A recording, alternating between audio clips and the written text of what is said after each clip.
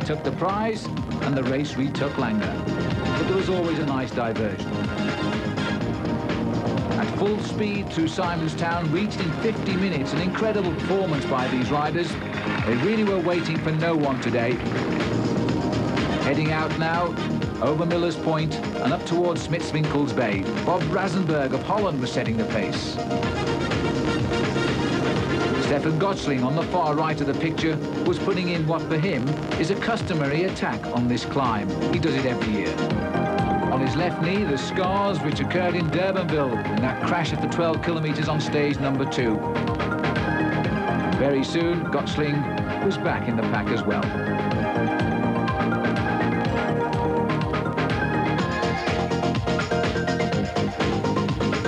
Swedish riders totally committed now to try and get their man home, but there were still those who wanted to attack, like David Garrett. Garrett, not such a marked man as Gottsling may have been, and so for a while he was allowed his head.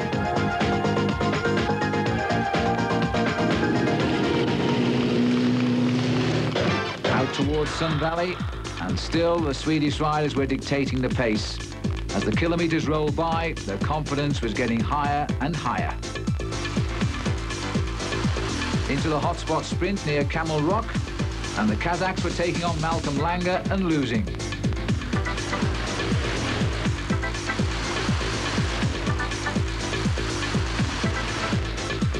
And then came another attack from Kazakhstan, this time Alexander Vinokourov, but that too failed.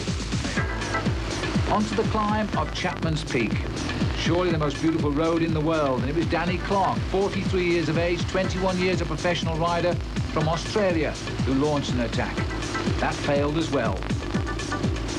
The yellow jersey was now paying much closer attention. It was clear now, not only was he going to be the outright winner of this race, he wanted to win the day as well. Andersson over the top of Chapman's Peak in the lead. Swedish riders Niklas Axelsson and Pasi Håkanen were at the head of the field, keeping everything under control. And then heading out towards the final climb of the day, one big attack on Seikerbossi from Michael Andersson. He had the gap. 3 Kazakhstan riders were chasing him. 3 riders from Kazakhstan, led here by Andrei Mizerov, were trying desperately now, almost frantically, to reach Michael Andersson.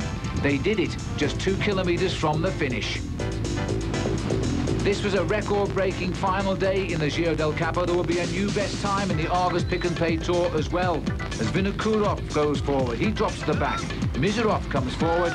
Andersson was now in the group. And then there were just 2 of them left in the sprint for the line, and in an inches in its verdict, Michael Andersson finished with a crown of glory, a record time. I tried to attack in the last climb 10K from finish, and I was in the long break all up until 2K from the finish.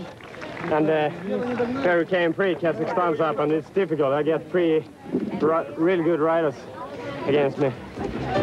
A record victory in 2 hours, 22 minutes and 56 seconds for Michael Andersson. He beat Vinokourov and Mizerov. Overall, though, Andersson beat Willy Engelbrecht by 2 minutes 53 seconds. Langer was 3rd.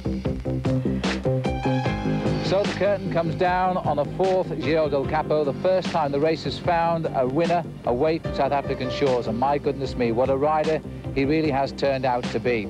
When we come back after the break, we'll see what happened to the rest of the riders in this famous cycle ride, the Argus Pick and Pay Tour, when once upon a time, 24,500 bicycle people went for their ride. See you in a minute.